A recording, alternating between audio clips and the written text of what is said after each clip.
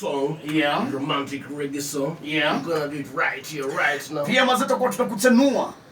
Mazee kama mavijana tujue ni aje. Unajua youth bracket by the way ni crucial sana. Na lazima by the way you make an extra coin wakati mazee uko kwenye youth bracket. Yeah, unajua nini? You know mazee kipita inakuanga ni blanda. Yeah, kuna msemo inasemaga make hay when the sun shines. Yes. Kwa hivyo jipange mapema kabla hujaanza ku regret baadaye. Ndio tunaanza show sahi. Lazima kuwe pia na bidii in whatever you do. Like the way I love my brother, Jarvis Kimuyo Nzioka. Very hard working young man. Yes, and he's going to places. Because he's young and energetic. Na pia mazee kuna ile bidii. Crucial sana.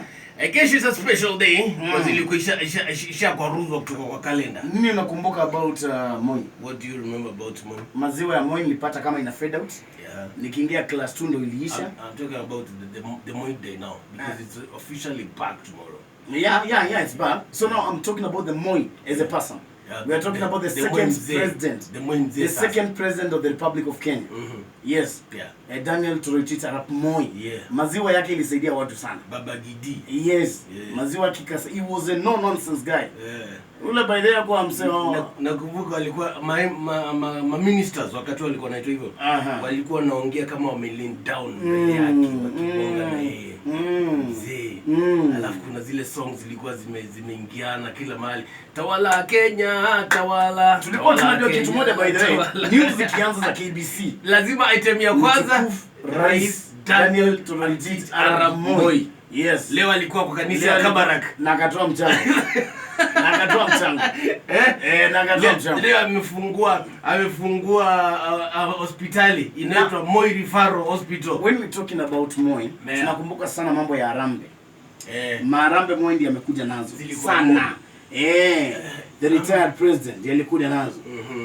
Kwa hivyo sawa tu mzae tu. Na wakati alikuwa gani MP president wa Baringo. Alikuwa MP wa Baringo na pia ni president wa Kenya. We call it a parliamentary system of government. Hiyo ilikuwa kati wake. Hiyo comparatively to his system inaiko sahi ambapo you cannot be an MP and still a minister. Cabinet secretaries or else ministers and the above they are wanachukuliwa kutoka kwa professionals. Nakumbuka kulikuwa na noti ya 5 bob. Yes, 20 bob pia ilikuwa. 10 bob ilikuwa 40 bob. Maisha ilikuwa hivyo tu. Ilikuwa serious As you know Daniel Toroitich Arap Moi kama jamaa mmoja ambaye alikuwa anakuvuta kazi tu.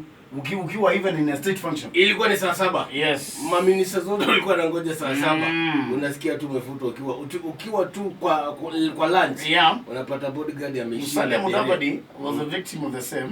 Awacha hata na the late Saitoti. Kwanza alifutwa kando ya barabara. Kwa hivyo ukiona Mudavadi ashifanya na Moi, pia the former vice president Kalonzo Musyoka ashifanya na Moi akiwa hata Uhuru akiwa akiwa minister for foreign affairs. Uhuru pia minister for local government. Na Uhuru alitolewa US akaletwa Kenya akakuwa chairman wa KANU. Bado nakumbuka alichaguliwa akiwa Afrasta Nakuru. Hiyo ni historia. That is Moi. Tunaanza show saa hii mazam mpaka mida ya saa 10.